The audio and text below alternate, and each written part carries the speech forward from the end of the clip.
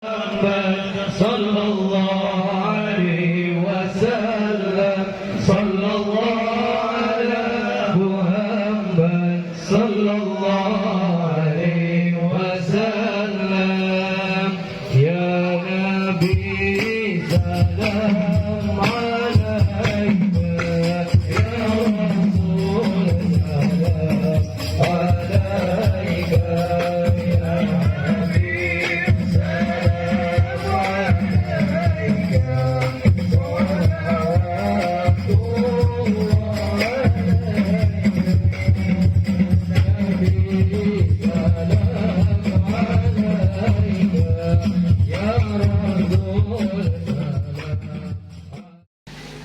Hadirin jamaah yang dimuliakan oleh Allah Subhanahu wa taala. Selanjutnya yakni Mau'izatul Hasanah yang kedua akan disampaikan oleh Ustaz Muhammad Syauqi MZ. Kepadanya waktu dan tempat disilahkan.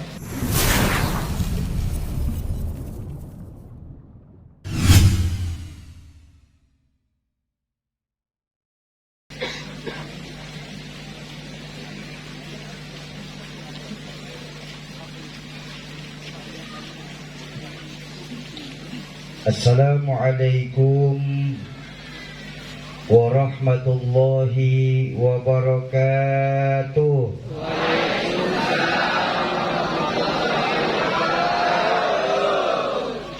Alhamdulillahilladzi wa kafa. Wassalatu wassalamu ala sayyidina Muhammadinil Mustafa wa ala alihi wa ashabihi ahli sidqi wal wafa, amma ba'du.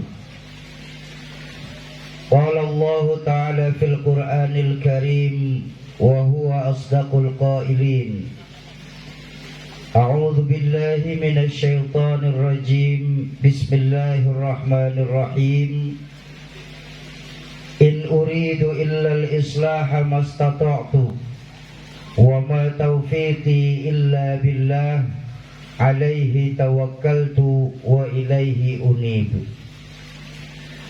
Wa qala Rasulullah sallallahu alaihi wasallam ballighni walau ayah. Sadaqallahul azim wa sadaqa rasuluhul karim.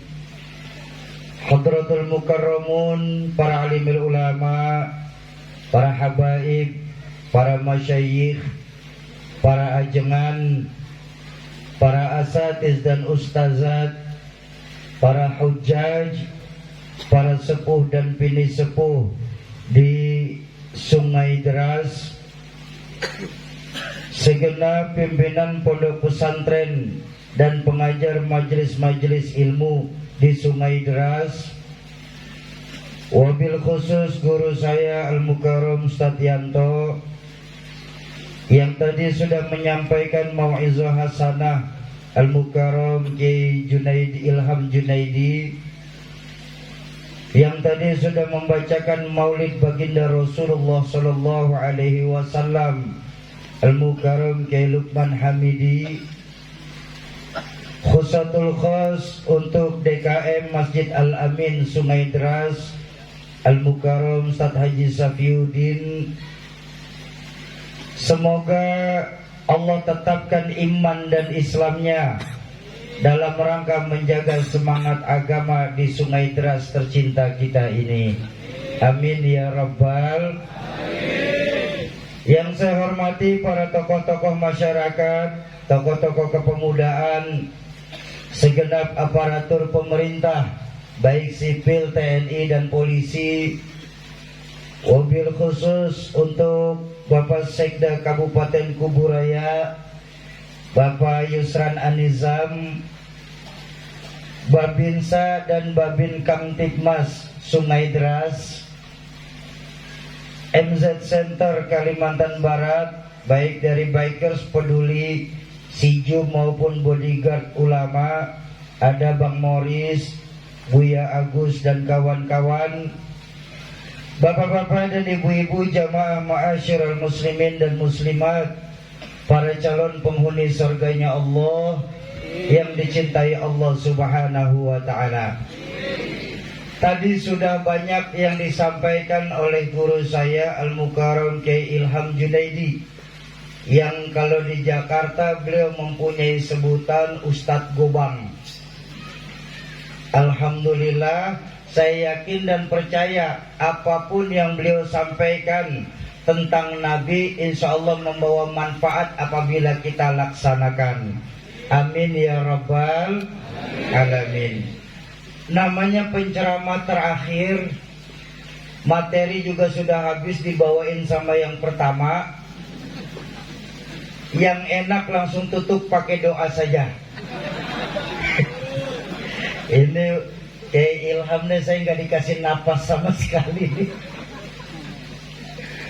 Baik, Bapak Ibu jamaah ma'asyiral muslimin dan muslimat yang berbahagia, nyambungin aja dah omongan dari guru saya Kiai Ilham. Begini, Bapak Ibu, sekarang ini banyak orang bisa memberi contoh, tapi sedikit orang yang mampu menjadi contoh.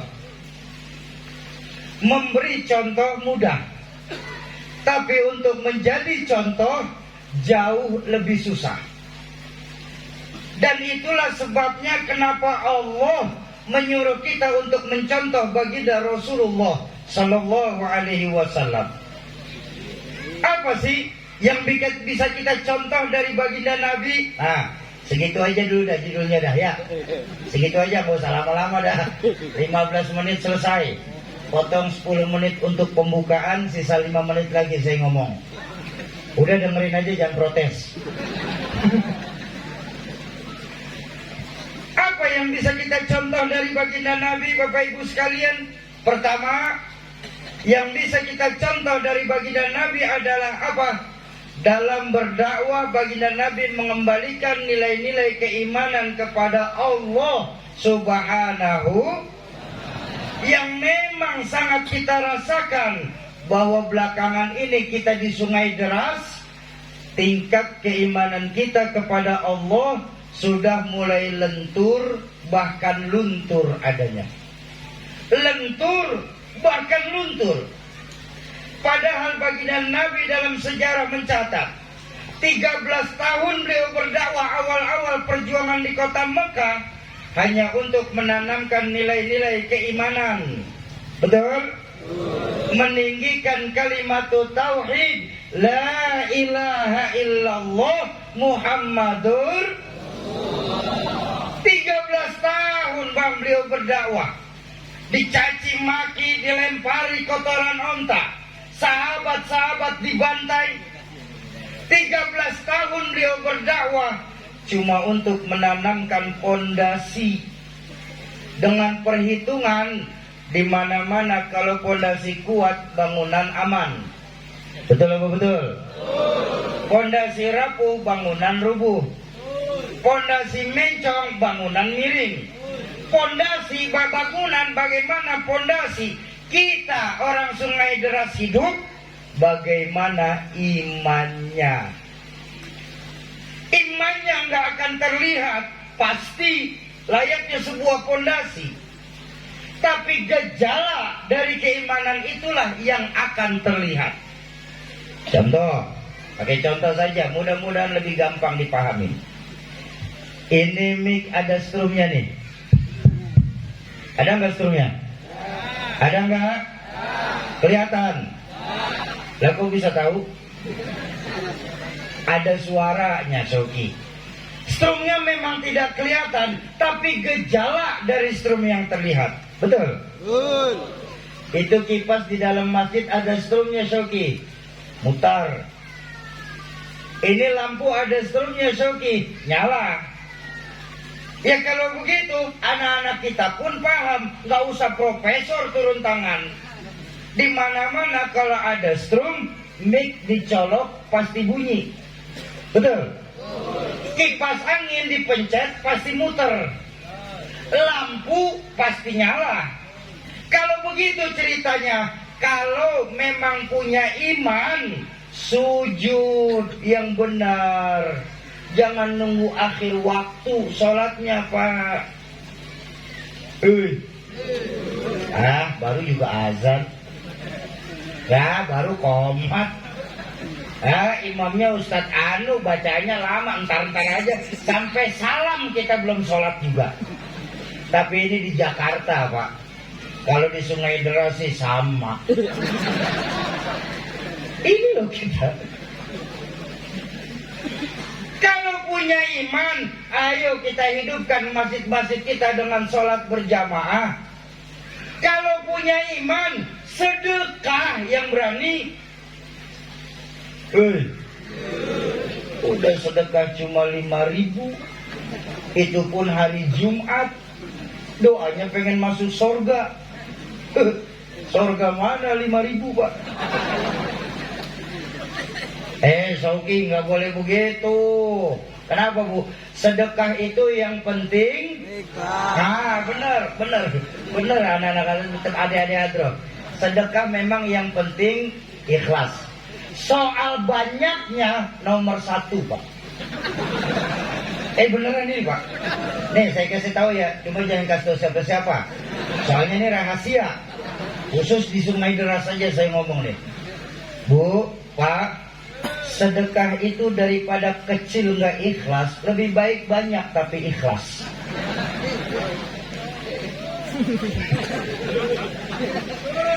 Baik, ini kalau bicara jalurnya benar. Sekarang saya ajak berbanding terbalik. Strum ada, tapi mic nggak mau nyala.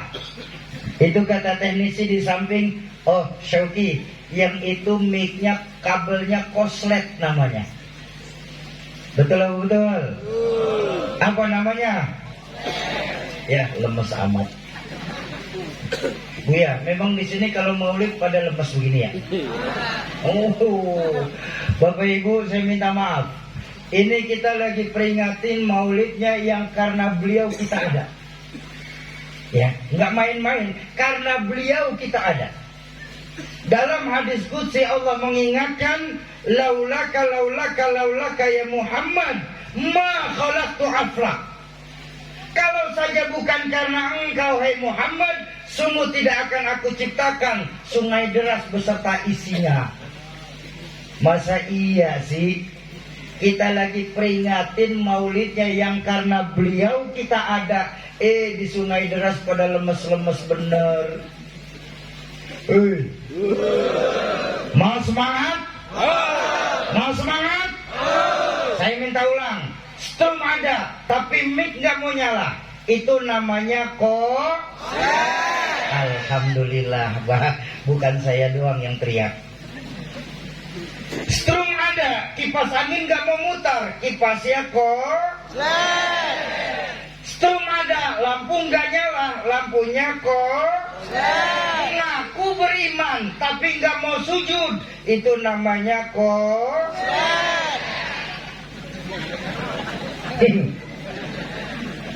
Ngaku imannya besar, rumah dekat masjid bagus, nggak mau menghidupkan sholat berjamaah di masjid, itu namanya Ngaku imannya kuat, rumah punya, kebun ada, Honda ada, sedekah 5.000. Eta namina koslet. Lain koslet yang tambah korek. Yuk, di peringatan maulid yang koslet kita benerin dulu. Supaya apa? Supaya Sungai Deras jangan sampai kebakaran, Pak, karena ada yang koslet. Setuju? Kalau udah setuju, yuk langsung tutup doa. Maafin abah, pura-pura. Di mana-mana yang ceramah itu tinggal nungguin jamaah setuju. Aku kalau udah setuju mau ngapain lagi, Pak? Sampai jam berapa kita ceramah? 1. Sampai jam 1. Jam 2. 3. Sanggup? Sanggup. Kuat? Kuat. Saya enggak. Yang sanggup terusin. Bu, sebentar Pak, sebentar. Saya ajak ngomong ibu-ibu. Bu. Sedekah itu yang bagus, yang sedang-sedang saja. Sedekah itu, Pak, nggak boleh panjang lebar, Pak. Kenapa? Kalau terlalu panjang kasihan nanti ibu-ibu. Kalau terlalu lebar Bu, kasihan nanti bapak-bapak. Ceramah kemana-mana pikirannya. Orang lagi ngomongin ceramah juga.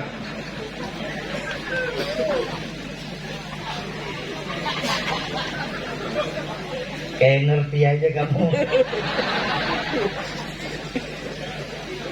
Bapak Ibu jamaah ma'asyiral muslimin dan muslimat yang berbahagia, ayo, baginda Nabi mengembalikan nilai-nilai keimanan kepada Allah. Merubah dari kita kebergantungan kepada benda menjadi kebergantungan kepada Allah. Ayo kita ngobrol sebentar. Insya Allah belakangan ini kita di Sungai Jegeras ini yang namanya syirik jali, syirik terang-terangan, insya Allah udah gak akan terjadi di tempat kita. Amin. Nyembah pohon besar, insya Allah udah gak akan ada Pak. Betul? Pohonnya sudah habis. Nyembah berhala, insya Allah udah gak akan terkena kita di sini. Amin. Tapi justru kita yang kena ini apa? Syirik khufi, syirik yang samar-samar. Bentar, ini masih pendek, turunin sedikit Pak. Treble-nya juga turunin, bassnya agak naikin. Tes, iya. Sampai mana saya barusan? Sampai bass.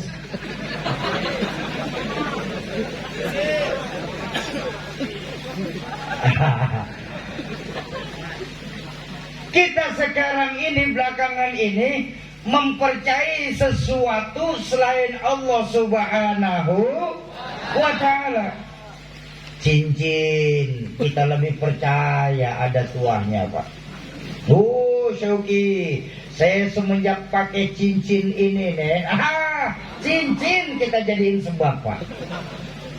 Saya semenjak pakai cincin ini Syauki, jangankan anak perawat, nenek-nenek lihat saya lemes. Cincin tuh bergeser Pak. Arwana kita jadiin asbab. Masya Allah Syauki, semenjak miara arwana duit gak pernah putus. Iya memang kalau putus gak laku.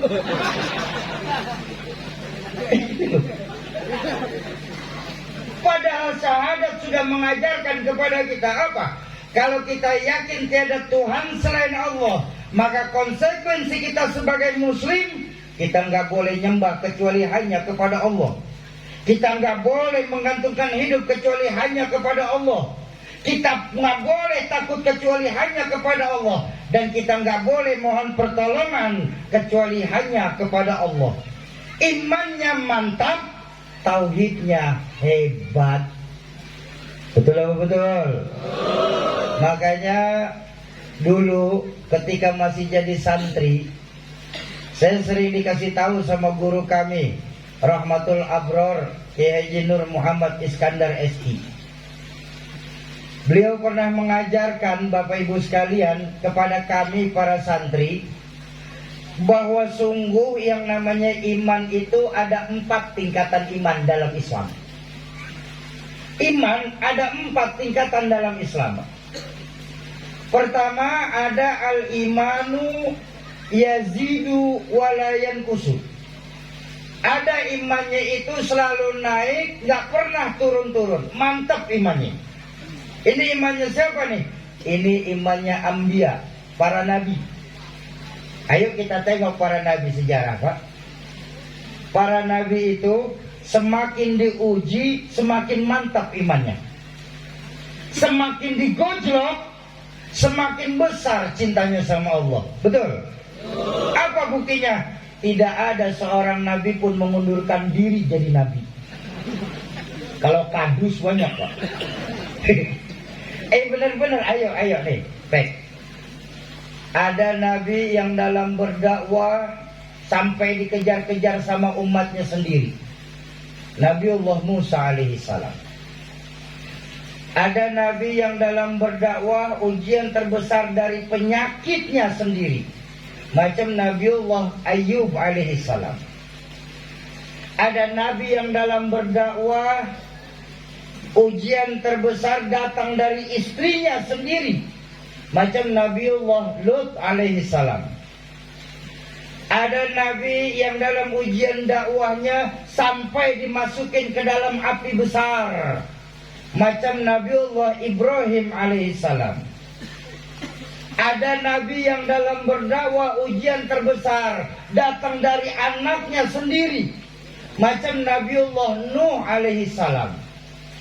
Bahkan baginda Rasulullah sallallahu alaihi wasallam, walaupun beliau seorang Habibullah, kekasihnya Allah, tapi dalam berdakwah baginda Nabi tidak dianak emaskan, Pak.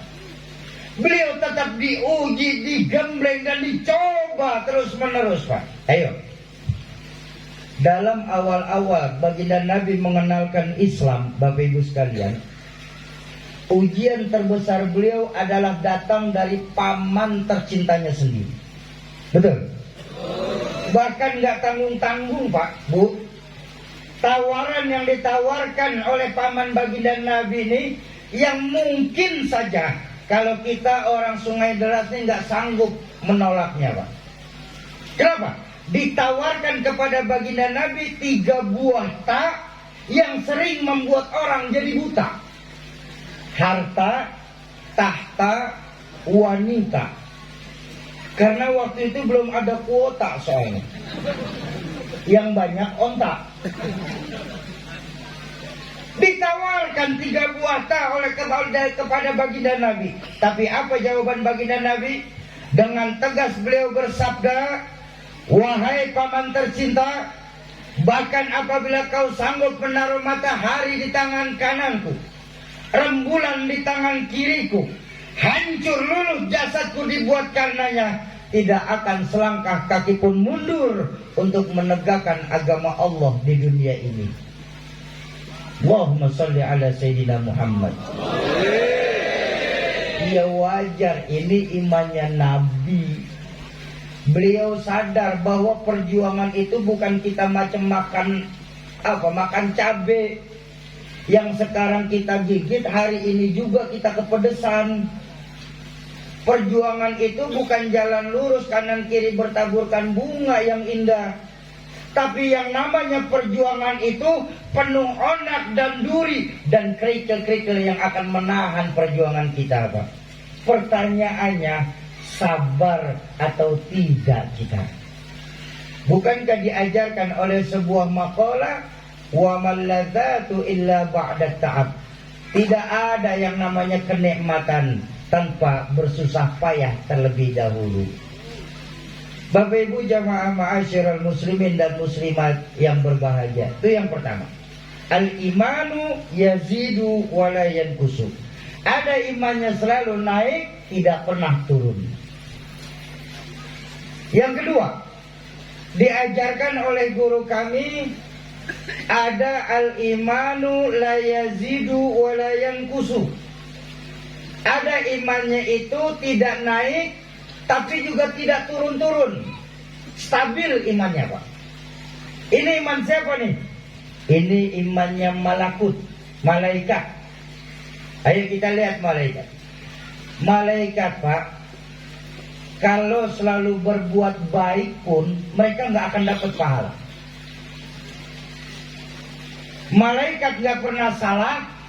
Oh, nggak perlu kagum kita, Pak. Kenapa? Karena memang malaikat diciptakan hanya untuk tunduk dan patuh apa yang Allah perintahkan kepada mereka. Betul apa betul? Ayo. Ada malaikat yang semenjak diciptakan sama Allah tugasnya sujud. Sujud saja mereka nggak bangun-bangun sampai sekarang. Ada malaikat yang semenjak diciptakan sama Allah tugasnya zikir. Zikir aja nggak berhenti-berhenti, Pak, sampai sekarang. Dan makanya saya bilang, beruntung kita, Pak, disuruh Allah itu nyontoh baginda Nabi. Kenapa? Karena baginda Nabi ini manusia biasa sama kayak kita. Kalau ada ajaran agama manusia disuruh mencontoh manusia, Ini ajaran paling masuk akal, Pak. Betul? Coba kita di Sungai Deras nyontoh malaikat. Gimana bisa nyontoh malaikat? Makan tidak, minum tidak, tidur tidak, sama uang nggak perlu. Susah nyontohnya, Pak. Coba lihat malaikat. Imannya stabil malaikat. Naik tidak, turun tidak. Nih, malaikat rahmah ditugaskan hanya untuk memberikan rezeki kepada makhluk yang ada di dunia ini, Pak. Ya sudah, dikasihin aja itu rezeki. Mau dia dari hewan, mau dia dari manusia, mau dari jin, mau dia rajin sholat, mau dia nggak pernah sholat, mau dia orang Islam, mau dia orang kafir sekalipun. Ketika Allah perintahkan kasih rezeki kepada mereka, diberikan aja itu rezeki sama malaikat rahmah, Pak. Nggak ada malaikat rahmah minta tambahan anggaran langit, Pak. Nggak pernah. Kenapa? Stabil imannya, Pak. Malaikat Israel. Kenal Israel? Kenal di mana? Buat tim Hadroh kenal sama Israel. Serem bener, Pak. Dari cerita, ya. Ayo, malaikat Israel itu kan tugasnya mencabut nyawa, betul? Tugas malaikat Israel apa? Mencabut nyawa. Ya udah, dicabutin aja itu nyawa, Pak. Mulai dari Nabi Adam sampai Adam Jordan. Iya, maksudnya akhir zaman. Dicabutin aja tuh sama malaikat Israel. Enggak pernah malaikat Israel sedang iseng, bete karena nyabut nyawa terus, gak pernah yang lain, gak sempet ngopi. Akhirnya bercanda sama nyawa orang, Pak. Dicabut, ditaruh lagi, dicabut lagi. Enggak pernah, Pak. Makanya kematian menurut malaikat Israel itu cuma dua, Bapak Ibu sekalian. Husnul khatimah, su'ul khatimah. Penutup yang baik atau penutup yang buruk. Maaf Bapak Ibu. Malaikat Israel nggak pernah tahu mana ulama, mana umat. Malaikat Israel nggak pernah peduli mana pejabat, mana rakyat. Yang malaikat Israel peduli, kalau dia orang baik, maka saya akan mencabut ruhnya. Itu ditamsilkan oleh guru saya laksana mencabut rambut dari tumpukan tepung. Ketika rambutnya berhasil tercabut, tepungnya tidak berhampar kemana-mana. Tuh tamsil malaikat Israel mencabut ruh orang baik. Tapi ketika malaikat Israel mencabut ruh orang yang jahat, laksana mencabut singkong dari tanahnya, Pak. Yang ketika batang singkong itu berhasil tercabut, tanahnya terburai kemana-mana di sekelilingnya, Pak. Na'udzubillah, tsumma na'udzu. Mudah-mudahan kita dilindungi sama Allah dari su'ul khatimah. Amin ya rabbal alamin. Malaikat, Pak, stabil imannya. Mungkin Bapak Ibu banyak yang sudah lupa. Sebentar, ini kolomnya nggak bisa dimatiin dulu. Agak terganggu juga soalnya. Minta copot, maaf, ya. Sebentar.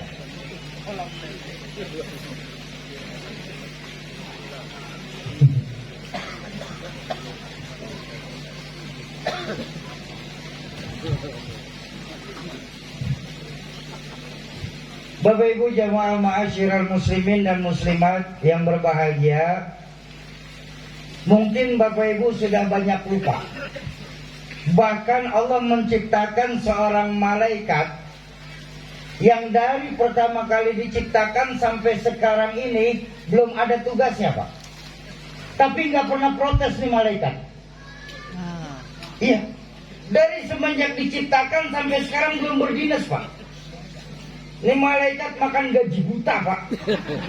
Bener-bener ini. Oh, belum ada tugasnya kok.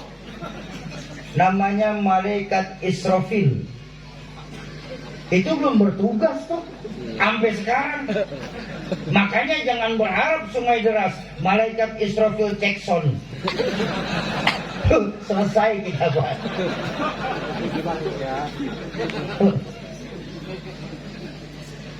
Kok bisa Syauki? Malaikat imannya stabil, naik tidak, turun tidak. Nah, disinilah masalahnya Pak. Malaikat itu cuma diberikan akal, tapi tidak dikasih nafsu. Jadi kalau malaikat berbuat baik, mereka nggak dapat pahala. Malaikat nggak pernah salah, nggak perlu kagum Pak. Bahkan ada seorang malaikat yang diusir dari sorga bukan karena kesalahan, cuma karena sombong. Namanya malaikat Azazil. Ketika Nabi Adam diciptakan, seluruh malaikat diperintahkan sujud kepada Adam. Dan sujudnya ini juga bukan lil ibadah.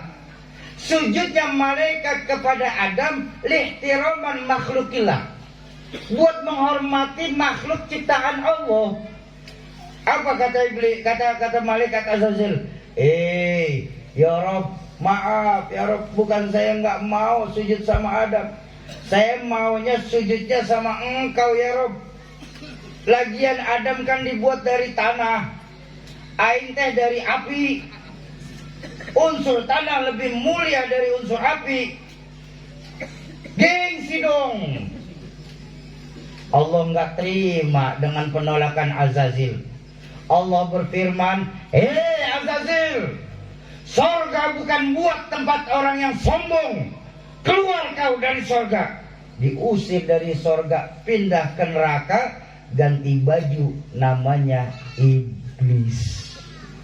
Tuh, iblis tadinya malaikat Pak, cuma karena sombong diusir dari sorga Pak. Allahu Akbar. Malaikat sombong saja diusir dari sorga. Kita di Sungai Deres sombong, mau masuk sorga yang mana mau dimasukin Pak? Tuh, yang kedua tuh, imannya stabil, naik tidak, turun tidak. Yang ketiga diajarkan ada al-imanu la yazidu wa yankusu. Allahu Akbar. Imannya ini nggak pernah naik, cenderung turun terus. Iman siapa nih? Ini imannya hayawan, iman hewan. Para hewan itu beriman Pak, tapi imannya selalu kurang Pak. Makanya kalau hewan selalu berbuat salah, nggak perlu dimarah-marahin Pak. Benar-benar ini saya ngomong. Ya. Lagi makan enak-enak, mana pakai baung. Kebetulan keselak ngambil minum, balik ke meja, baung digondol sama kucing. Jangan dimarah-marahin. Kenapa? Kucing. Kambing kalau lagi datang laparnya, apa nggak perlu nanya ketua DKM, Ustadznya rumput halal apa haram? Makan aja, kambing. Ayam ketika lagi datang syahwatnya, nggak perlu tengok kanan kiri, banyak orang apa enggak ya, naik aja, nggak ada urusan. Kenapa? Ayam. Lah kok bisa Syauki? Imannya hewan itu nggak pernah naik, bahkan cenderung turun. Nah, berbanding terbalik dengan sifat malaikat Pak. Hewan tuh cuma diberikan nafsu, tapi nggak dikasih akal. Kelebihan hewan daripada malaikat, hewan dikasih otak, tapi nggak dikasih akal. Malaikat nggak punya otak, tapi diberi akal. Tuh, yang ketiga tuh. Jadi kalau hewan berbuat salah, sekali lagi, cukup dimaklumkan, jangan dimarah-marahin. Atau kalau dimarah-marahin, nanti imun badan Bapak Ibu turun lagi. Kalau imun badan kita juga turun lagi, nanti pas Sekda bingung, COVID naik lagi. Akhirnya jadi karantina lagi kita. Capek kita sama COVID Pak. 2 tahun lebih kita. Setuju? Udah siang-siang jalan di tengah kampung kita nggak pakai celana. Apa malu? Lah ya kuda. Jangan besok Bapak kalau ngelihat kuda nggak pakai celana telak pinggang. Dasar kuda, gak punya pikiran, jalan tengah-tengah kampung mana siang gak pakai celana, eta gundal gandul. Kitanya yang gila, Pak. Kenapa? Hewan. Jadi maklumkan saja kalau hewan selalu berbuat salah. Entah mereka gak akan dapat dosa. Itu yang ketiga tuh. Nah, yang keempat terakhir ada al-imanu yazidu wa yanqusu. Ada imannya itu kadang naik, kadang turun, nggak pernah stabil nih iman. Ini iman siapa nih? Ini iman kebanyakan sungai deras orang. Kita nih Pak manusia, saya, bapak, abang, ibu, ini iman kita nih naik turun Pak, nggak pernah stabil. Tapi wajar.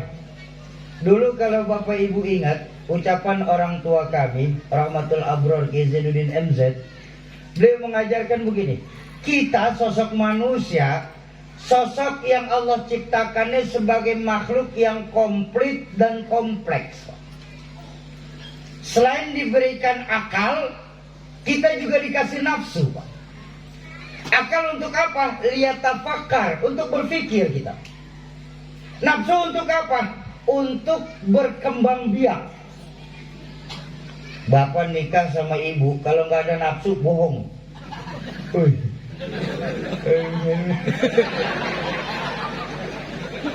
Untuk berkembang biak nafsu, Pak. Makanya kalau kita mau jujur, sebenarnya cuma dua perkara ini saja yang bertengkar dalam diri kita, Pak. Akal, nafsu, benar, salah, iya, tidak, halal, haram, hak, batil, betul? Tapi kalau lagi akal kita yang menang di sungai deras ini, Masya Allah, jadilah orang sungai deras ini malaikat berpotongkan manusia. Amin. Amin. Tapi kalau lagi rendah iman kita, Pak, maaf, jauh lebih hina daripada hewan, Pak. Oh, masa si Shoki kita sebagai makhluk yang komplit lebih hina daripada hewan? Ayo kita tengok hewan. Segalak-galaknya sapi saat ngamuk, makanannya tetap rumput, Pak. Nggak ada sapi ngamuk minta pangsit. Betul? Betul. Segalak-galaknya sapi saat ngamuk, makanannya tetap rumput. Tapi kalau kita manusia sudah galak, jangan cuma rumput, bansos dimakan. APBD disunat, Pak.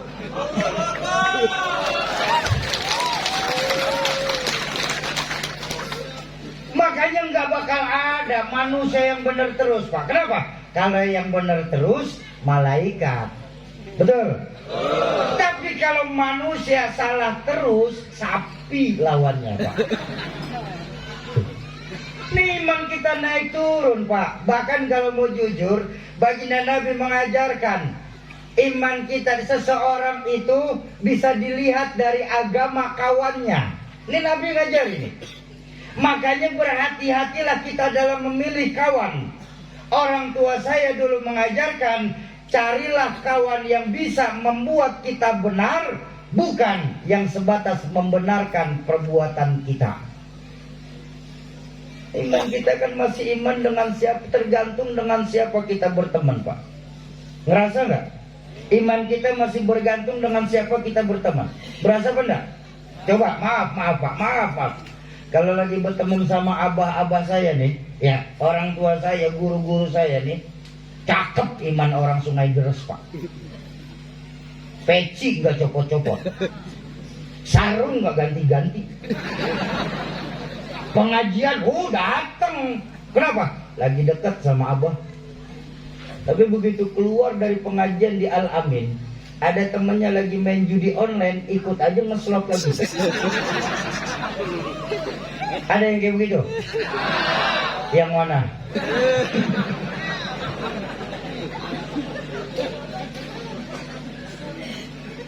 Makanya diajarkan kita manusianya sebagai zon politikan, makhluk yang membutuhkan makhluk lain dalam kehidupan. Betul? Sombong kita, Pak. Tinggal di dunia ini berasa hebat sendiri, berasa pinter sendiri, terasa jago sendiri. Sombong. Apa nanti kalau kita meninggal dunia, kita jalan ngubur sendiri? Betapapun hebatnya kita tetap memerlukan orang lain dalam kehidupan kita. Maka cari kawan yang bisa membuat kita benar. Ya, nih, saya nih bisa ngomong enak seperti ini, Pak. Kenapa? Karena ada yang dengerin. Betul? Betul. Bapak Ibu bisa duduk tenang menghadap ke sini. Kok mau? Karena ada yang dengerin. Masing-masing kita saling membutuhkan. Ini makhluk sosial namanya, Pak. Memangnya kenapa, Shoki? Coba tengok. Betapapun pintar saya bicara, 3 jam menggelegar, berkobar, membakar, tapi yang dengerin gak ada. Hebat gak? Paling kata Bapak Binsa, itu Shoki udah lama begitu ya. Betapapun hebatnya kita tetap memerlukan orang lain dalam lingkungan kita, Bang. Betul? Atau kita balik. Bapak Ibu duduk tenang menghadap ke sini. 4 jam di sini nggak ada apa-apa. Itu lebih serem. Sesungai deras kesurupan. Apa yang mau kita sombongkan? Maka berhati-hati kita dalam memilih kawan. Bahkan dalam kitab Asy-Syauqiyat, Imam Syauqi pernah mengajarkan, pernah mentamsilkan betapa pentingnya sebuah perkawanan. Ya, begini. Tahu kulit kambing? Nah, kulit kambing yang baru selesai dipotong, dipisahkan dari jasadnya, Pak. Maaf. Jangankan orang sentuh, orang lihatnya saja malas, kecuali tukang kulit. Betul kan? Kulit kambing yang baru selesai dipisahkan dari jasad, jangankan orang sentuh, orang lihatnya malas.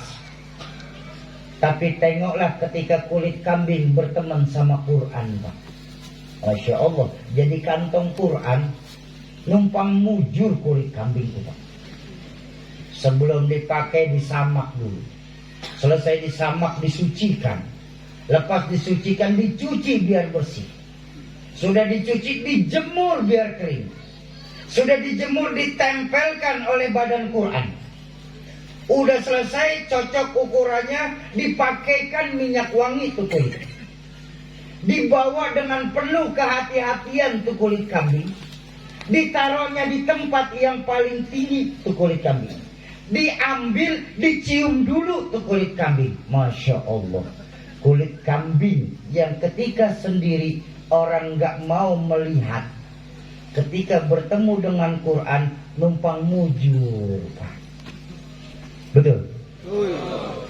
Bayangkan kulit kambing berteman sama kayu, jadi beduk. Ini cuma salah milih teman doang, Pak. Gara-gara temen doang nih. Yang berteman sama Quran mah enak, dipakai minyak wangi, dicium-ciumin penuh penghormatan. Yang berteman sama kayu karena jadi beduk, orang sungai deras gelap-gelap masih pada pulas, dia udah dipukulin. Ini salah milih temen doang nih. Ayo berhati-hati kita dalam memilih kawan. Tingkat keimanan kita ini naik turun, gak pernah bisa stabil. Maka cari kawan yang bisa membuat kita benar, bukan yang cuma sebatas membenarkan perbuatan kita. Sebagai makhluk sosial, kita tetap memerlukan orang lain dalam kehidupan kita. Betul? Makanya dulu orang tua saya mengajarkan, Bapak Ibu sekalian, bahwa yang namanya muslim, kata orang tua saya dulu, muslim, karena iman kita naik turun. Orang tua saya mengkategorikan seorang muslim itu ada 3 jenis muslim dalam Indonesia ini, Pak. Ada 3 jenis muslim dalam kehidupan ini. Ada muslim beneran, ada muslim musiman, ada muslim musingin. Ada 3 jenis muslim. Muslim beneran, muslim musiman, muslim musingin. Bedanya di mana, Soki? Oh, sangat berbeda, Pak. Muslim beneran. Nih, insya Allah yang ada di halaman Al-Amin nih. Saya yakin semua ini insya Allah Muslim beneran. Amin. Kalau Muslim-Musliman bagaimana, Soki? Ya tergantung musim. Waktunya maulid, hadir maulid. Ntar Isra Mi'raj, datang Isra Mi'raj. Tahlilan walaupun gak hafal duduk tahlilan. Ntar Desember Natal ikut pakai topi Santa.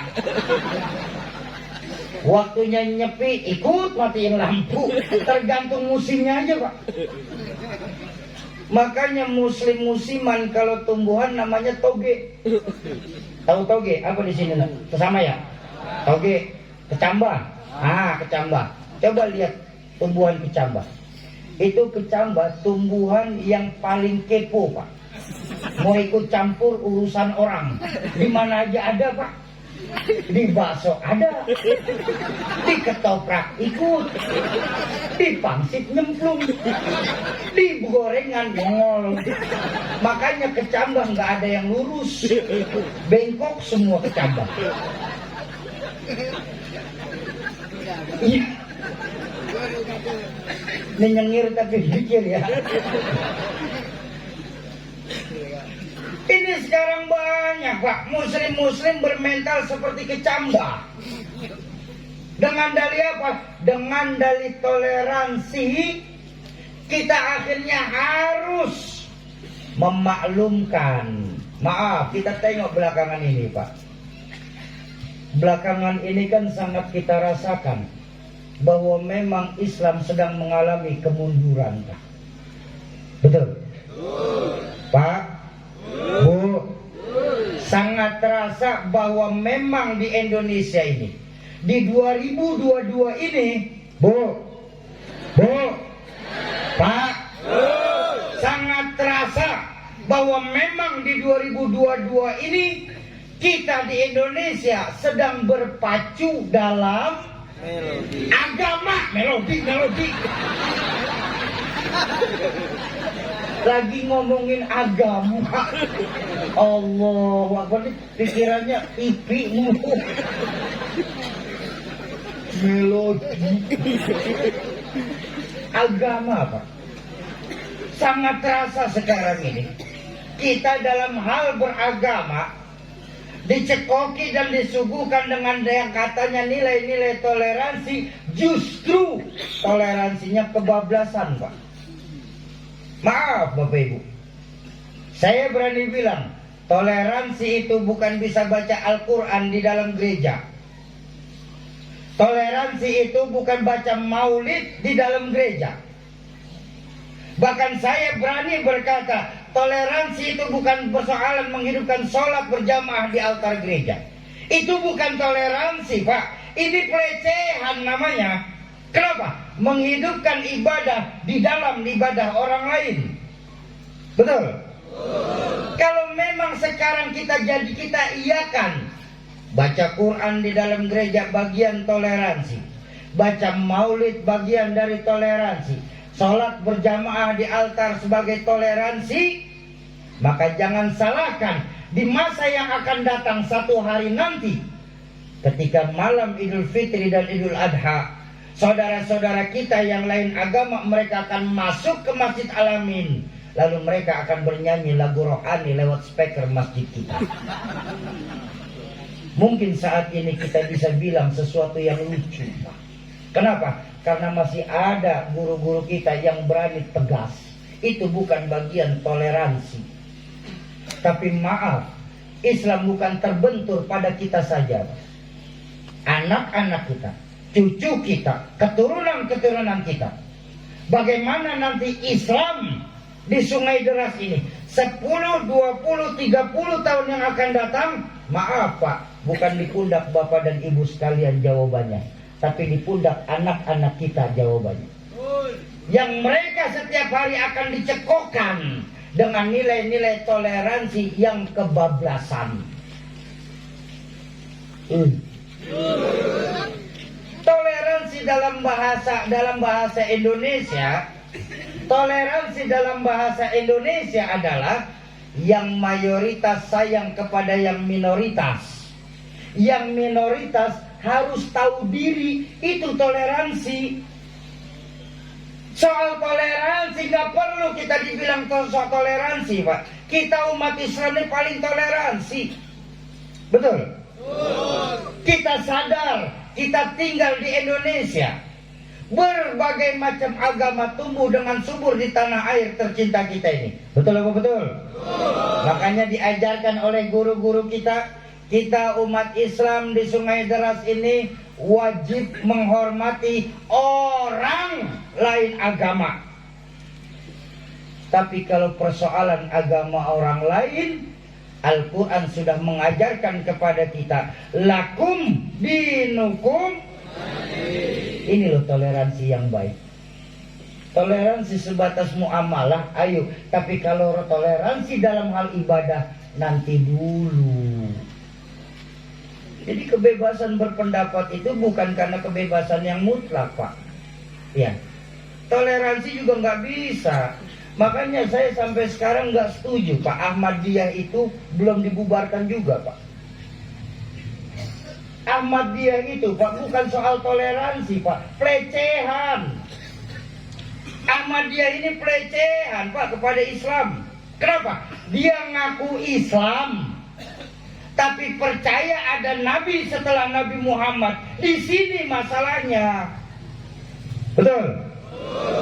Kita umat Islam jangankan soal Nabi, soal Tuhan sekalipun, kalau memang kaplingnya jelas, kita nggak marahan. Betul? Kita bilang Tuhan satu, saudara kita Nasrani bilang Tuhan tiga, apa marah-marahan kita? Enggak. Kenapa? Lakum dinukum waliyadin. Kaplingnya jelas. Tapi ketika mereka ngaku jadi Islam, ngaku Islam, tapi mereka percaya ada Nabi setelah Nabi Muhammad, disinilah masalahnya. Dan saya bingung, Pak. SK 3 menteri ini terkesan mandul di Indonesia ini, Pak. Kenapa? Di Saudi Arabia, jamaah Ahmadiyah sudah tidak boleh berhaji. Singapura dan Malaysia serta Brunei melarang Ahmadiyah tumbuh di sana. Kita di Indonesia dilarang tidak, dibubarin tidak.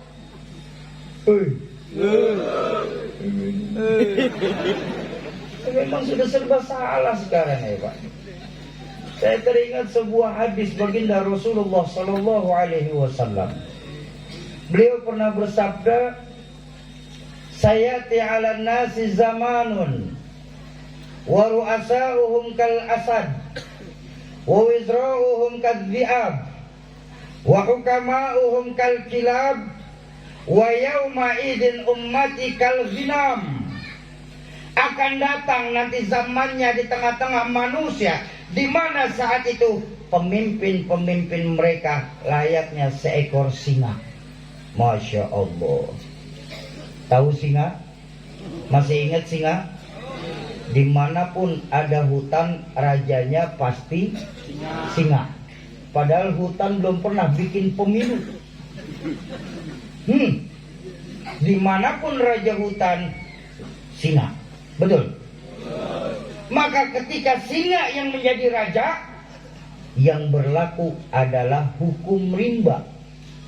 Bagaimana hukum rimba? Yang kuat akan memangsa yang lemah. Betul? Sudah 2 periode, mau nambah jadi 3 periode. Singa. Lihat singa. Singa kalau dia mukanya polos, Pak. Singa, ini mah singa. Singa kalau dia mukanya polos, tapi kebijakannya tidak ada yang anti rakyat, oligarki semua, Pak. Kenapa? Karena singa yang jadi raja. Kalau rajanya singa, disambung dalam hadis baginda Nabi, wa wizra'uhum kadhi'ab. Para pejabat-pejabatnya, para wakil-wakil rakyatnya saat itu berlaku seperti seekor serigala. Allah, nyetel udah nih, Pak. pemimpin singa, pejabat dan wakil rakyat adalah serigala. Tahu serigala? Serigala itu hewan yang paling licik, Pak. Dia mau makan ayam, pakai bulu ayam. Dia mau makan domba, nyaruh pakai bulu domba. Sampai Rita Sugiarto menciptakan lagu Serigala Berbulu Apal. Coba kita lihat di luar negeri sana, Pak, wakil-wakil rakyatnya baru ingat sama rakyat saat mau kampanye saja. Di luar negeri jauh Pak, luar negeri, luarnya lagi sana. Oh ya, bukan di Indonesia. Oh, saya lagi cerita di luar negeri loh, Pak. Para calon-calon wakil rakyat kalau datang mengindak minta suara, serigala, Pak. Kami dari rakyat untuk rakyat. Begitu jadi makanin uang rakyat. Di luar negeri. Ini saya cerita di luar negeri, bukan di Indonesia. Aku kalau di Indonesia mah sangat mewakili rakyatnya. Amin. Rakyat pengen uang banyak, diwakilin sama wakilnya. Rakyat pengen naik mobil enak, diwakilin sama wakilnya. Rakyatnya gini-gini aja.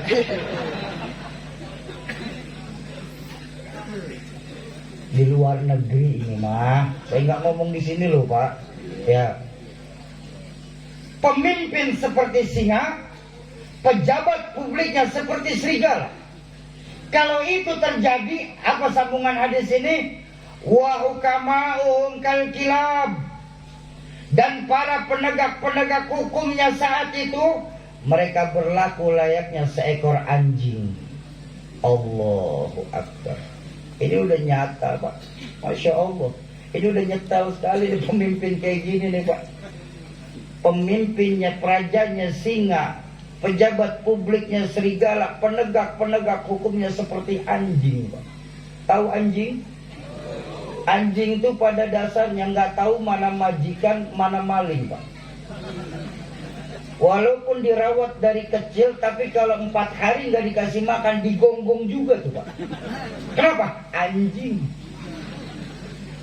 Tapi walaupun yang datang mau ngerampok rumah kita, selama bawa daging, aman-aman aja tuh maling. Kenapa? Anjing.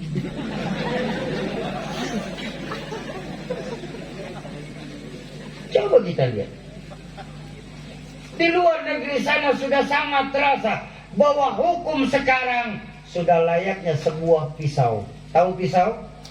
Tajam ke bawah, tumpul ke atas. Kalau kita orang kecil punya salah, hukum cepat benar ditegakkan. Tapi yang besar punya salah, hukum pura-pura merem tidak melihat. Ini yang nyakitin perasaan kita.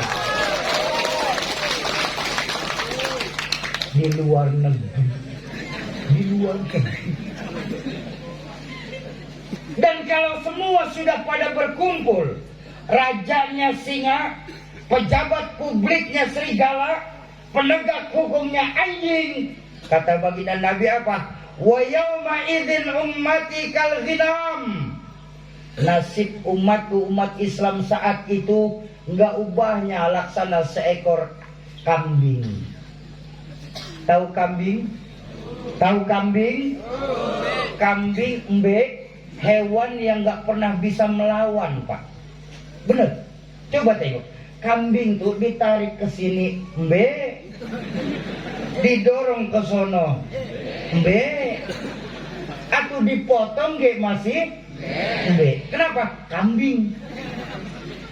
Apa bedanya sama kita, Pak? Lagi COVID kemarin disuruh jaga soft sholat, jaga soft sholat. Disuruh pakai masker, pakai masker. Disuruh vaksin, ayo vaksin. Mbe. Iya, saya juga mbe, Pak. Gak bisa ngapa-ngapain lagi soalnya. Mbe. Pulang ya.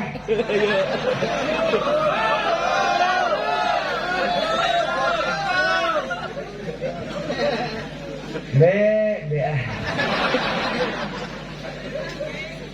Ayo, satu-satunya jalan, ayo kita kuatkan ukhuwah Islamiyah kita, Pak. Kenapa? Yang membuat Islam mundur itu dikarenakan 3 faktor, Pak. Pertama, yang membuat Islam mundur apa? Diamnya para ulama-ulama yang ada saat ini, Pak. Tengoklah ketika ulama sudah berdiam diri, Pak. Maaf Bapak Ibu sekalian. Ketika tuan-tuan guru kita sudah pada berdiam diri, kemaksiatanlah merajalela di tempat kita saat ini. Ya saya nggak salahkan, mungkin beliau lagi lupa. Dalam Islam diajarkan ada amar ma'ruf, nahi munkar. Banyak dari kita berani beramar ma'ruf. Kau ayo hidupkan masjid. Kau sholat. Kau sedekah. Tapi ketika berhadapan dengan nahi munkar, kita sering maju mundur layaknya Sahrini. Ini yang terjadi saat ini.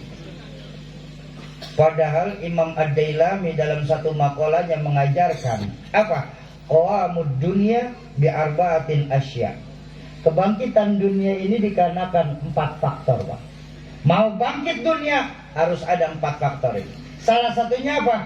Alimil ulama. Kealimannya para ulama. Alim di sini bukan soal bisa baca kitab. Alim di sini bukan yang kuat duduk berjam-jam lamanya.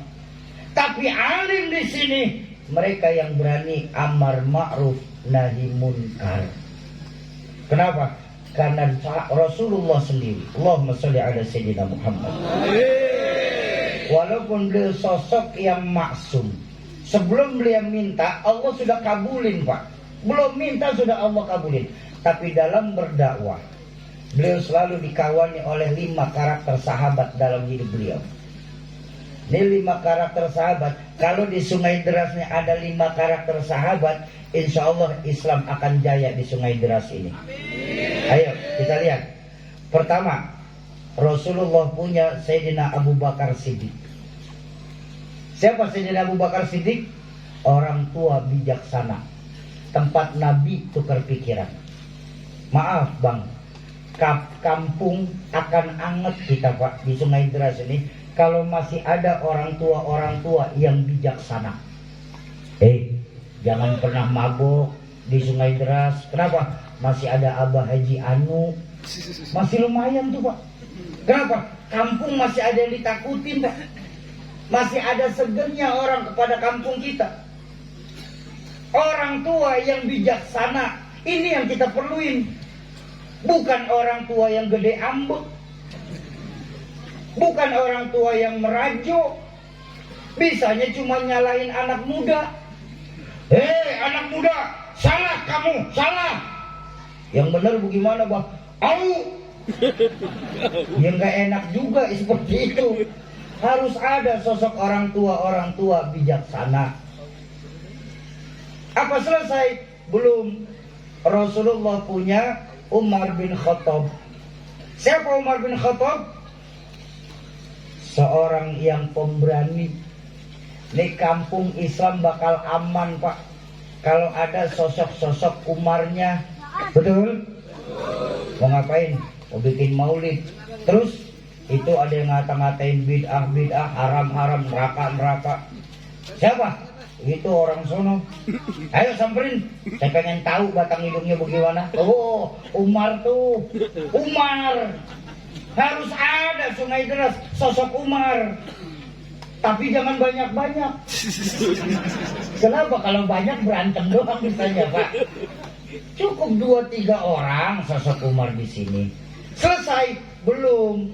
Rasulullah punya Utsman bin Affan. Siapa Utsman bin Affan? Orang kaya yang dermawan. Islam bakal enak di Sungai Deras ini kalau ada orang kaya yang dermawan. Betul? Maaf Bapak Ibu, maaf. Ini bikin peringatan maulid sebesar ini nih, nggak cukup pakai takbir.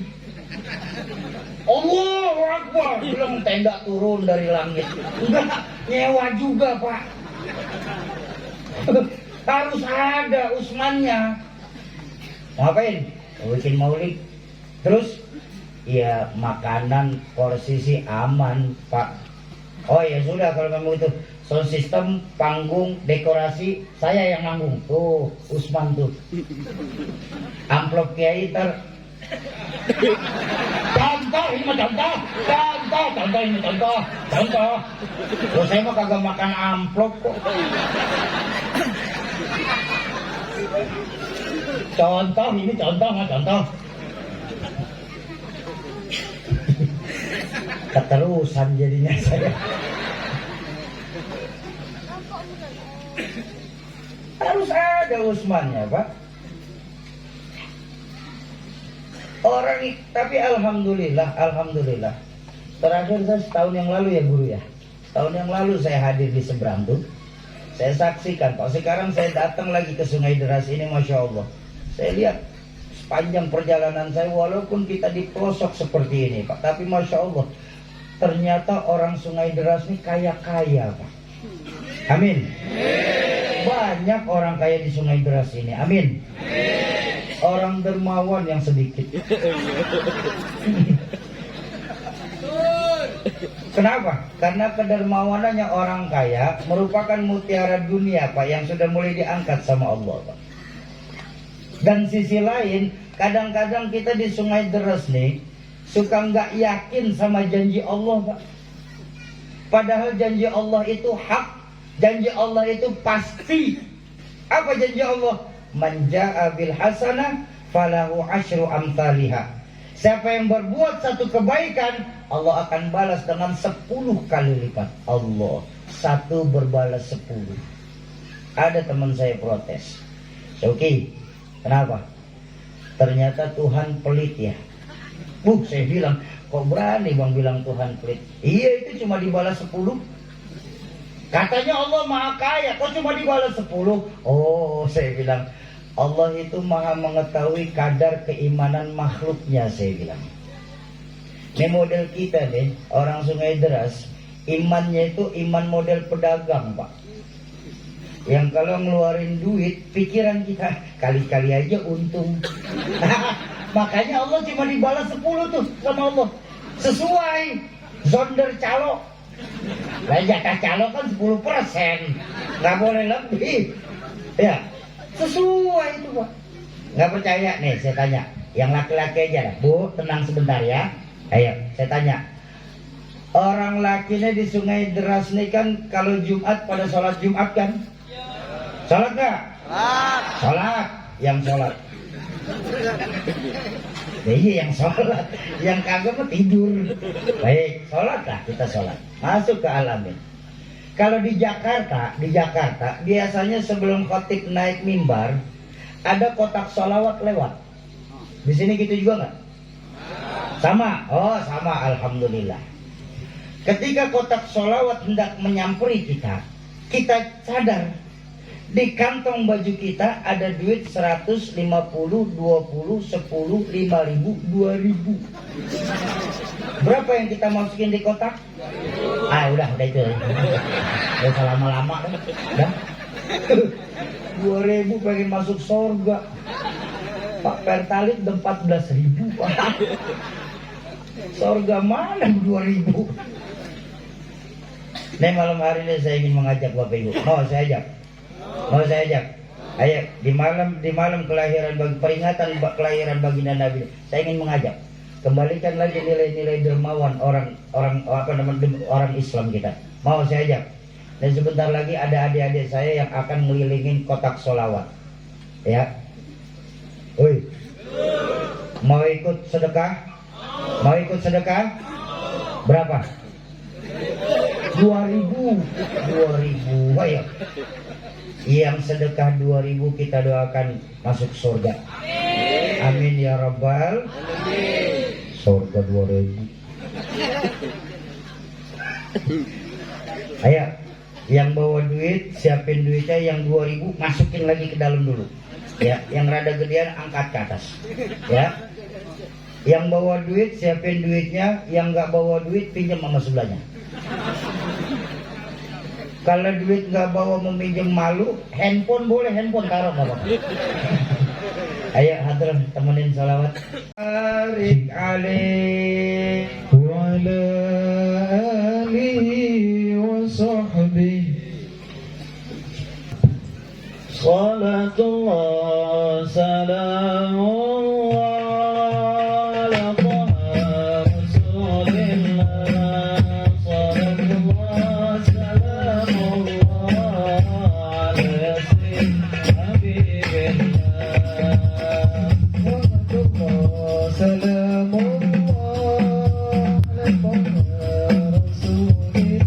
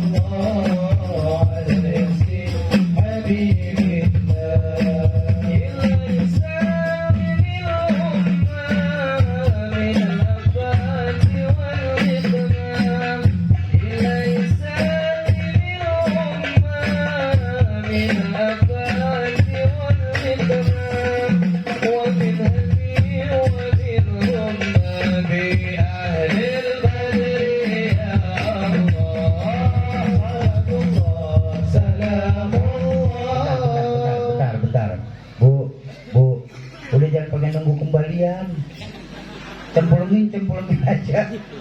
Bapak, Pak, kalau duit nggak bawa meminjam malu, mau handphone juga sayang, biar kelihatan nyumbang, masukin aja tangan.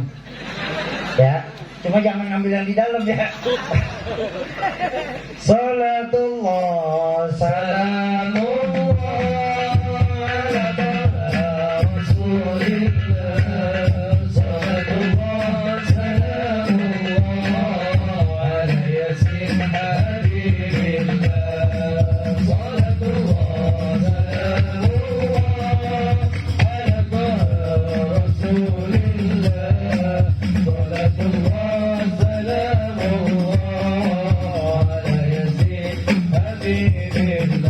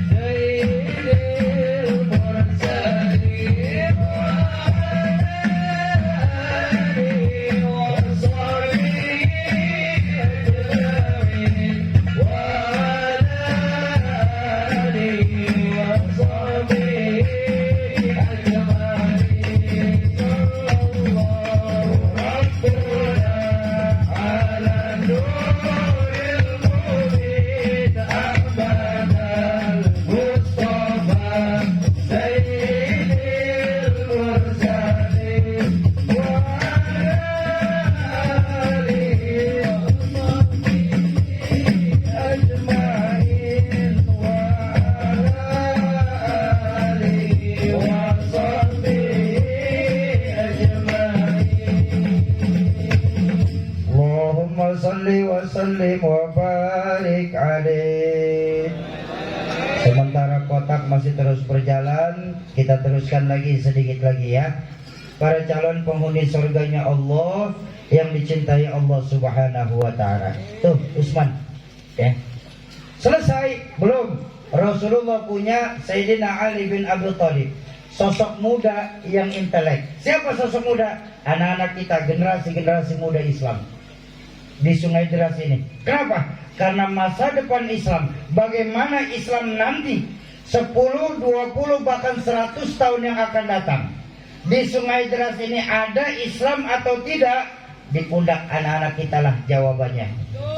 Jadi ayo kita kembalikan lagi nilai-nilai keimanan kita kepada Allah lewat anak-anak kita. Bukankah baginda Nabi mengajarkan al-baitu madrasatul ula? Rumah itu pesantren pertama untuk anak-anak kita. Jadi maaf, jangan pernah kita berharap punya anak yang soleh dan soleha kalau kita sendiri tidak bisa berlaku soleh dan soleha di hadapan anak-anak kita. Mimpi kita di Sungai Deras ini mempunyai generasi muda yang Qurani. Kalau kita sebagai orang tua nggak suka baca Al-Quran di hadapan anak-anak kita, dan maaf, saya minta maaf sebelumnya, jangan pernah berharap Masjid Al-Amin akan diisi oleh anak-anak muda untuk sholat berjamaah, sedangkan kita sebagai orang tua nggak mau menghidupkan sholat berjamaah dan mengajak anak-anak kita untuk berjamaah di Masjid Al-Amin di kita ini.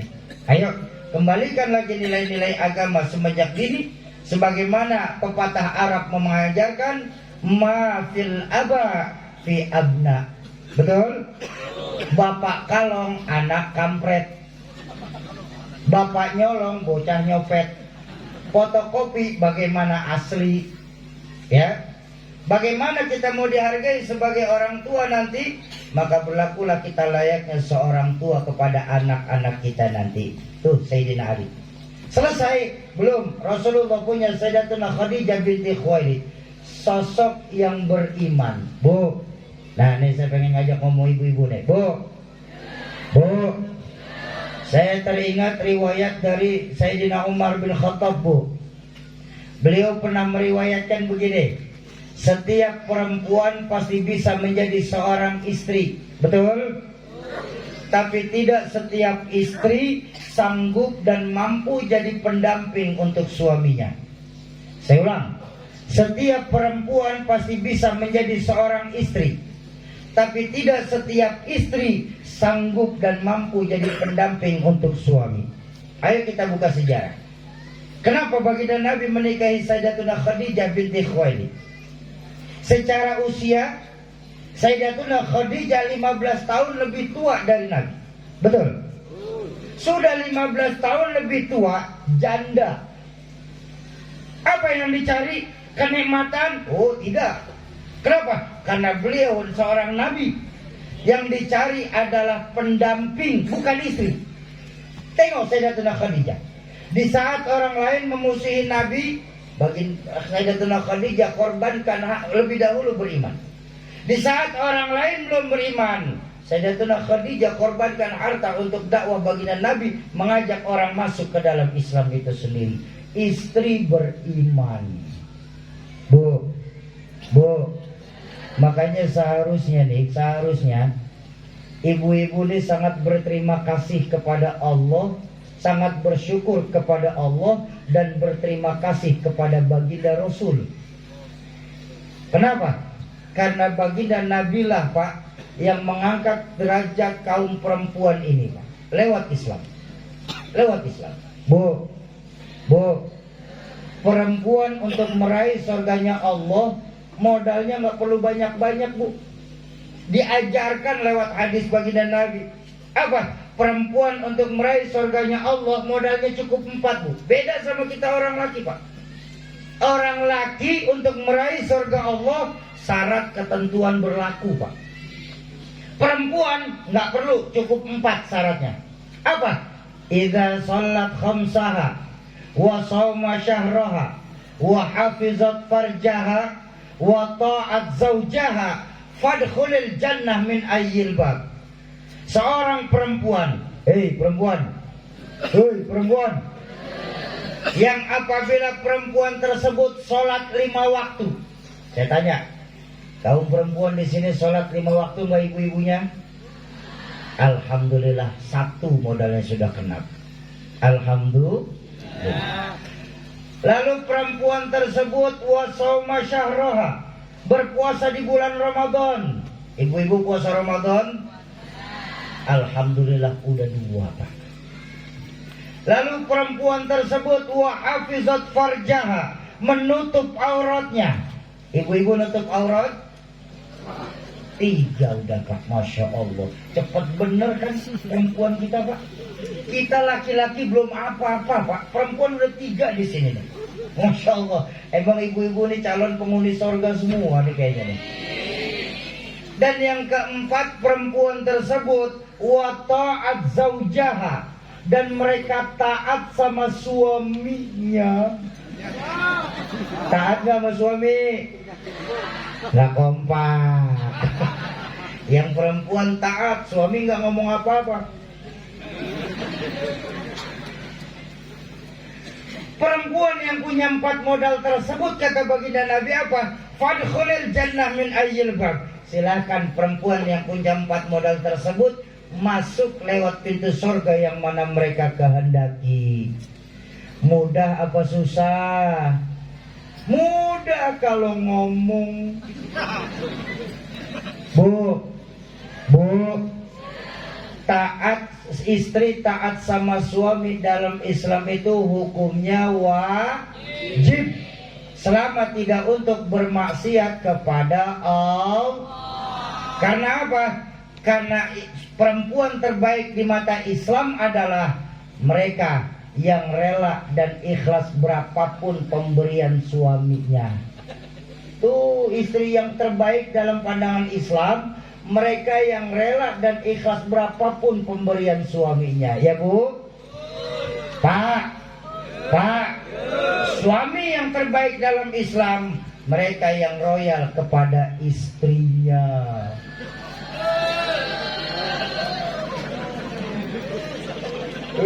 Nih kayaknya suami sini pada pelit-pelit nih kayaknya nih. Maaf Pak. Pak, nih saya ngomong sebentar nih ya.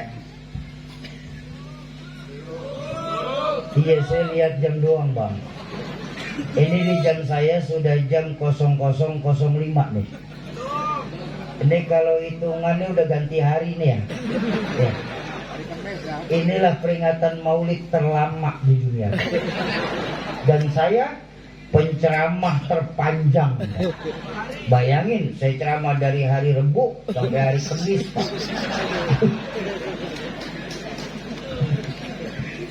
Dulu, ayo kita masih lama kok, tenang, masih ada 3 bungkus, aman masih. Cuma saya mau kasih tahu sebentar, Bapak Ibu, ceramah itu kerja berat loh Pak. Benar-benar ini, coba Bapak Ibu tadi lihat kan, walaupun sama-sama duduk, tapi kan lihat sendiri, tangan nunjuk nggak masuk-masuk, otak mikir ngomong apa lagi saya, mulut teriak, urat leher kenceng, tenggorokan kering, perut keloncongan. Udah sejam lebih yang dengerin terus. Nih jamaah di sini nih yang bikin Ustaz cepat mati. Bercanda. Terus ragu-ragu. Baik, Bapak Ibu jamaah ma'asyiral muslimin dan muslimat yang berbahagia. Sedikit deh, Pak maaf. Kita orang laki Pak. Kita ini lebih sering egois. Kita cuma tahu ngasih duit doang ke istri Pak. Ya. Bapak nggak tahu istri puyeng Pak mikirin dapur Pak. Mending kalau ngasihnya banyak, ngasihnya 20.000 sehari. Mintanya makan yang enak-enak. Pak kita tahunya cuma ngasih duit Pak. Ama kalau nggak ada bahan makanan di atas meja, kita suka merajuk. Ya Bu ya. Nih Pak, nih dengerin curahan hati istri. Bu mau kompak nggak sama saya? Mau kompak yang belakang, mau kompak sama saya nggak? Siapa tahu besok ditambahin uang dapurnya, amin. Nih Pak, dengerin sendiri Pak. Nih harga lagi gila-gilaan semua Pak. Bu, beras naik apa tidak? Telur, daging, minyak, susu,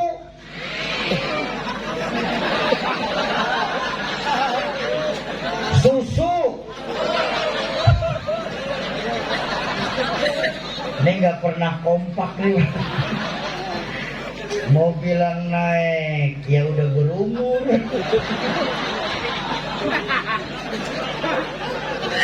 Pikirin, jangan dibayangin.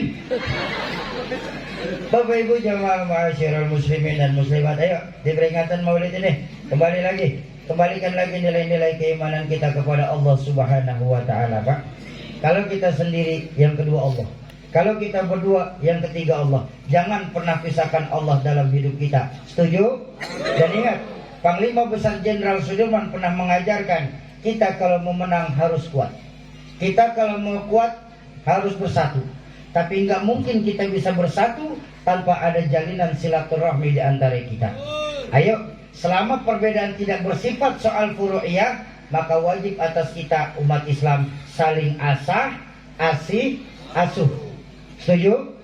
Jangan sama-sama kita justru saling gasak, gesek, gosok. Kenapa? Karena perbedaan yang terjadi di tengah-tengah umatku, kata baginda dalam hadis, merupakan rahmah selama tidak untuk bermaksiat dan berpecah belah. Setuju? Jadi yang senang maulid, ayo terusin. Nabi senang. Yang nggak senang maulid, diam-diam aja udah. Ya, kenapa? Yang mabuk masih banyak, ngapain yang maulid diharam-haramin? Setuju? Saya belum lama kejadian di Pontianak, Pak. Sholat berjamaah asar. Begitu rapi salam, saya usap muka. Emang kebiasaan diajarin sama orang tua. Rapi salam kedua, saya usap muka. Lepas, saya perhatiin di masjid tuh. Ini kok masjid sepi amat dari zikir. Jadi habis sholat itu kayak orang marahan, Pak, diam-diaman aja, Pak. Nggak ada zikir. Masjid nggak ada hidup, Pak, habis sholat, Pak. Udah, ya sudahlah, saya zikir sendiri. Lepas zikir saya keluar, pas doa saya keluar. Sampai luar ditanya, ternyata pengurus masjid. Yang ngeliatin saya pengurus masjid. Ustaz, apa? Tadi usap muka ya? Iya. Bid'ah. Emang apa? Iya, Nabi kan nggak nyontohin. Oh, saya bilang muka saya. Yang nggak boleh kalau saya habis salam saya usap muka ini. Itu haram itu saya bilang. Lalu saya bilang, saya mengusap muka itu bukan dari bagian ibadah. Saya usap muka itu ketika sudah selesai salam kedua, kan berarti udah di luar sholat. Kalau udah di luar sholat, saya mau jungkir balik, kayak mau apa, kan gak ada urusan saya. Yang mau saya usap. Dan kalau mau jujur, salam kedua pun dalam sholat itu kan sunnah, Pak, bukan wajib. Betul? Ini kita sering ngurusin hal-hal yang harusnya nggak perlu kita urusin. Jadi saya mau bilang, nih maaf, yang sholat subuh pakai kunut bagus, ya. Tapi ketika lagi sholat subuh di masjid yang nggak pakai kunut, nggak usah marah-marah. Kenapa? Nabi juga pernah sholat subuh nggak pakai kunut. Oh, Soki, saya jadi bingung. Bingung kenapa? Kalau yang pakai kunut sah, nggak pakai kunut sah. Yang nggak sah, yang nggak sholat subuh, Pak. Ya. Yang subuh biasa nggak pakai kunut, sholat di masjid yang pakai kunut. Boya tolong hormati, angkat tangan, aminkan doa kunut. Kan doa kunut bagus. Allahumma hdina fi man hadait. Ya Allah, berikanlah kami hidayah-hidayah terbaik seperti Engkau memberikan hidayah orang-orang yang baik sebelum kami. Kan cakep doa kunut tuh. Ini enggak, mentang-mentang enggak pakai kunut terus imam ngaminin kunut, diem aja. Emang berapa ruginya kita ngaminin doa kunut? Jadi ayo, selama tidak bersifat furu, kunut tidak kunut, kunut itu sunnah, Pak, bukan bagian dari rukun. Jadi kalau nggak mau pakai kunut pun silakan, ya.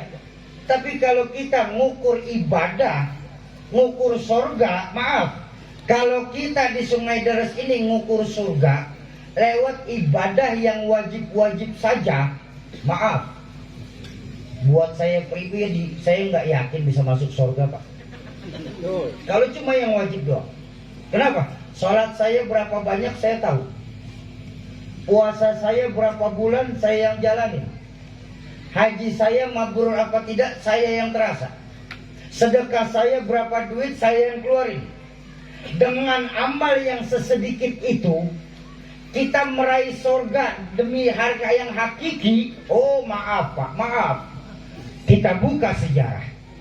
Nabi Adam dosanya satu, diusir dari surga. Betul? Apa dosa Nabi Adam? Makan buah khuldi, diusir dari surga. Kita dosa banyak, mau masuk. Kalau bukan karena rahmat Allah, kalau bukan karena sunnah-sunnah baginda Nabi, maka niscaya kita nggak akan mampu untuk meraih surga yang sedemikian hakiki.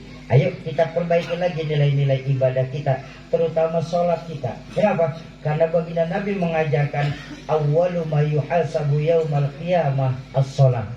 Amal yang pertama kali nanti dihisab di hari kiamat adalah sholat kita. Kalau sholat kita benar, maka insya Allah timbangan yang lain akan benar. Makanya guru saya mengajarkan, Pak, guru saya mengajarkan, kita jangan dulu menjalankan ibadah sunnah, ibadah ya, kecuali muamalah. Kita jangan dulu menjalankan ibadah sunnah sebelum sholat kita yang wajib kita sempurnakan. Guru saya Hadratus Syekh Mu'alim Fakhruddin Al-Bantani mengajarkan, daripada kita menghidupkan sholat sunnah, lebih baik kita qadha. Jadi qobliyah ba'diyah itu ya, kita jangan qobliyah ba'diyah Pak, niatnya qadha. Dengan niat qadha, sunnahnya dapat, wajibnya ngikut. Tuh, ini banyak dari kita maaf sering salah kaprah Pak, lebih mementingkan sunnah daripada wajib. Mau tahu? Kita lebih menghidupkan sunnah daripada wajib. Mau tahu? Saat Idul Fitri dan Idul Adha, sholat id ya, sholat id itu sunnah apa wajib? Sunnah. Sholat subuh wajib apa sunnah? Wajib. Kenapa kita uber idnya, subuhnya sepi?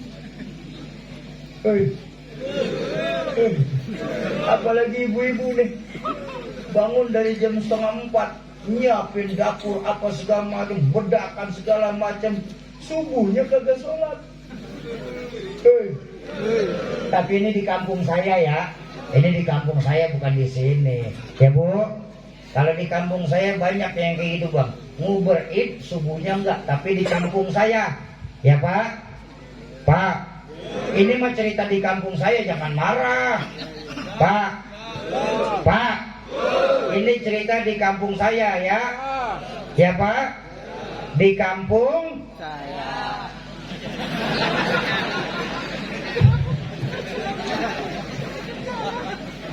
Terakhir sama-sama kita baca suratul Fatihah. Kita tujukan buat orang tua kita, guru-guru kita, keluarga, sahabat dan kerabat kita yang terlebih dahulu mendahulukan kita, khusus manijtamahahuna bisababihim kullu. Suratul Khas Al-Walid Yazid dan Amzad Umi Haji Siti Khalilah binti Haji Ayub dan Hadratus Syekh Tuan Guru Zaini Muhammad Zaini bin Abdul Ghani wa usulih wa fur'in wa ahli silsilatih. Semoga lewat keberkahan Fatihah yang kita bacakan, Allah ampuni segala dosa beliau-beliau, Allah lapangkan alam kubur beliau-beliau, Allah jadikan alam kubur beliau sebagai taman dari taman surga, dan Allah limpahkan ilmu beliau kepada kita-kita semua. Yang kedua, untuk kita semua, orang tua kita, guru-guru kita, keluarga, sahabat dan kerabat kita yang pada malam hari ini sedang kurang sehat, semoga lewat keberkahan Fatihah yang kita bacakan, keberkahan majelis maulid yang kita hadiri, Allah angkat segala penyakitnya, Allah sehatkan kembali jasmaninya, Allah kumpulkan lagi di tengah-tengah keluarga tanpa kurang satu apapun. Yang ketiga, untuk kita semua yang hadir di majelis ilmu pada malam hari ini, sebuah makalah mengajarkan majelis ilmu ay majelis yustajabu fihi doa. Majelis ilmu adalah majelis tempat diangkatnya doa. Semoga lewat keberkahan Fatihah, keberkahan duduk bersama guru-guru kita, keberkahan dari majelis ilmu, serta keberkahan dari yang membawa berkah baginda Rasulullah Sallallahu Alaihi Wasallam. Apabila ada di antara kita yang sedang punya hajat, Allah percepat terkabul hajatnya, Allah gampangkan segala urusannya, Allah luaskan rezekinya, Allah mudahkan segala jalan usahanya. Allah jadikan anak keturunan kita melalui majelis maulid anak keturunan yang saleh dan salehah. Serta lewat keberkahan majelis ilmu Allah jadikan rumah tangga kita sebagai rumah tangga yang sakinah mawaddah warahmah. Ala hadhihi niyah wa ala likulli niyatin salihah wa ila hadratin Nabi Mustafa. Al-Fatihah. A'udzu billahi minasyaitonir rajim. Bismillahirrahmanirrahim. Alhamdulillahi rabbil alamin arrahmanir rahim maliki yaumiddin. Qul wa iyyaka nasta'in ihdinas siratal mustaqim siratal ladzina an'amta 'alaihim ghairil maghdubi 'alaihim. Nastaghfirullahalazim nastaghfirullahalazim nastaghfirullahalazim. Bismillahirrahmanirrahim. Alhamdulillahi rabbil alamin hamdan yuwafi ni'amahu wa yukafi'u mazidah. Ya Rabbana lakal hamdu kama yanbaghi li jalali wajhika wa 'azimi sultanik. Subhanaka la nuhsi thanan 'alaika kama athnaita 'ala nafsik. Allahumma salli wa sallim wa barik wa 'azim wa karim 'ala sayyidina Muhammad sayyidi kulli mawjud wa asbabi kulli mawjud wa 'ala alihi wa sahbihi wa man tabi'ahum bi ihsanin ila yaumil maw'ud. Yassir biha umurana wa hasil biha maqasidana ya Allah. Allahumma bi barakati Rasul wa bi haqqir Rasul wa bi jahir Rasul iftah lana abwabal khair wa abwabal barakah wa abwabal ni'mah wa abwabal rizqi wa abwabal quwwah wa abwabal sihah wa abwabal salamah wa abwabal afiyah wa abwabal jannah. Allahumma afina min kulli bala'i dunya wa azabil akhirah wasrif anna bihaqqil Qur'anil azim wa nabiyyikal karim syarrad dunya wa azabil akhirah. Ghafarallahu lana wa lahum birahmatika ya arhamar rahimin. Allahumma ya mujibad da'i ya mughithal mustaghith ya rahimad dha'if ajib da'watana wa ajil biqada'i hajatina ya aziz ya ghaffar ya rabbal alamin. Allahumma antal muhyi wa antal mumit wa antal khaliq wa antal bari wa antal mubtali wa antal muafi wa antal syafi ya Allah. Khalaqtana min ma'in mahin waj'alna fi qararin makin ila qadarin ma'lum. Allahumma inna nas'aluka bi asma'ikal husna wa sifatikal ulya ya man biyadihil ibtila wal mu'afata wa shifaa wa dawa. Nas'aluka bi mu'jizati nabiyyika Muhammadin sallallahu alaihi wasallam wa barakata khaliluka Ibrahim alaihi salam wa hurmata kalimuka Musa alaihi salam. Ishfi man amradal muslimin min hadzal makan kulliha ya Allah bijahi kalamikal qadim wa bijahi Rasulillahi sallallahu alaihi wasallam. Kafa billahi waliya wa kafa billahi nasira. Allahumma hubbalana bihubbalika wa alhiqna ma'as salihin waj'alna min ibadikal muttaqin. Rabbighfir lana wa liwalidina warhamhum kama rabbawna shighara wa li jami'il muslimina wal muslimat wal mu'minina wal mu'minat al ahya'i minhum wal amwat innaka sami'ud du'a. Allahumma ighfir li ummati sayyidina Muhammad. Allahumma arham ummata sayyidina Muhammad. Allahumma ansur ummata sayyidina Muhammad. Allahumma jibur ummata sayyidina Muhammad. Rabbana hab lana min azwajina wa dhurriyyatina qurrata a'yun waj'alna lil muttaqina imama.